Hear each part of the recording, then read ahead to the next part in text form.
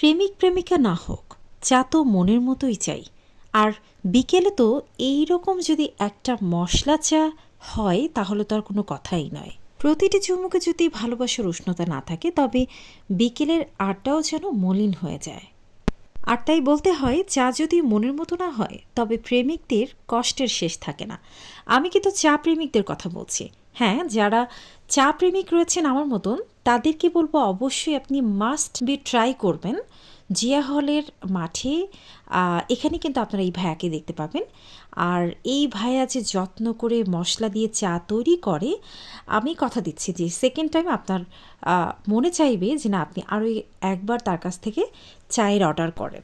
আদা, মালটা, লেবু, লবঙ্গ যাই বলেন না কেন, আমার কাছে মনে হয়েছে মশলা চায়ে এই ভাইয়ার ভালোবাসা এত বেশি, যার কারণে কিন্তু এই চাটা অনেক বেশি মজার হয় এবং কালারফুল হয়। তাহলে আপনি যাচ্ছেন কবে?